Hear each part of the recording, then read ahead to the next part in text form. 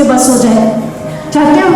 नहीं चाहते हो तो सजग हो जाइए, संभल जाइए, अपने जीवन में गुरु को धारण कीजिए, लेकिन किसी बाहरी बातों से प्रभावित होकर के नहीं, जो आपके घर में उस ईश्वर का चमत्कार कर दे, ईश्वर का साक्षात्कार करवा दे, उस ईश्वर को प्रकट करके दिखा दे। जैसे आज नामदेव के घट में विशोभा खेचर जी ने उस सत्ता को प्रकट किया तो नामदेव जी गदगद हुए। आज सारे संसार को शोर मचाकर बताते हैं, जब देखा तब गावा, मैंने उसका दर्शन प्राप्त किया, मैंने उसे देखा है, इसलिए वो जाके जगह जगह पर शोर मचाते हैं, सबको जाकर के बताते हैं। वो एक भक्त नहीं, एक संत के रूप में समाज को जाकर के वास्तविक भक्ति का मार्गदर्शन करते हैं कि वास्तविक भक्ति क्या है।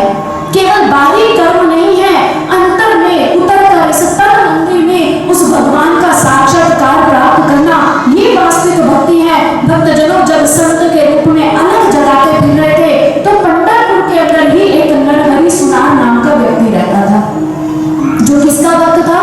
भगवान शिव का। शैवपंथी, शिवपंथी, कट्टर शिवपंथी।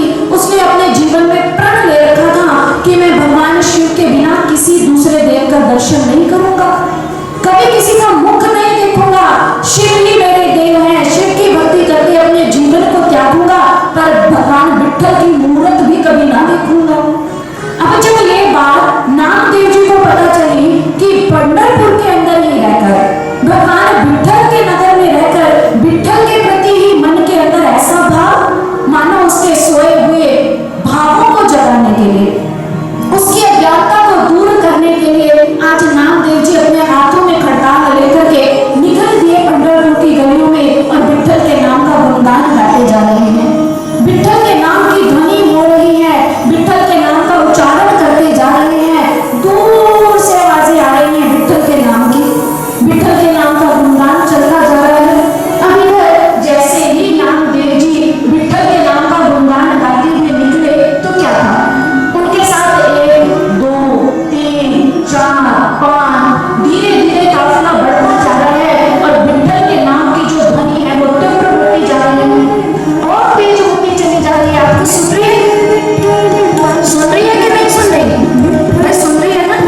आज पूरी पंढरपुर की गलियों में विठ्ठल के नाम का गुणगान हो रहा है, जय जय हरि विठ्ठल, जय जय हरि विठ्ठल। यही विठ्ठल नाम की ध्वनि जब नरहरि सुनार के कानों में पड़ी, कानों पर हाथ रखिए, अरे विठ्ठल के नाम का गुणगान मुझे नहीं सुनना, ओम नमः शिवाय, ओम नमः शिवाय, ओम नमः शिवाय। जोर जोर से अपना हथौड़ा पीटने लगा, स्वयं को उस ध्वनि से दूर करने लगे। लेकिन भाई भक्त जब कीर्तन करना है तो उसकी ध्वनि लगती नहीं, तीव्र होती जाती है और तेज होती चली जाती है।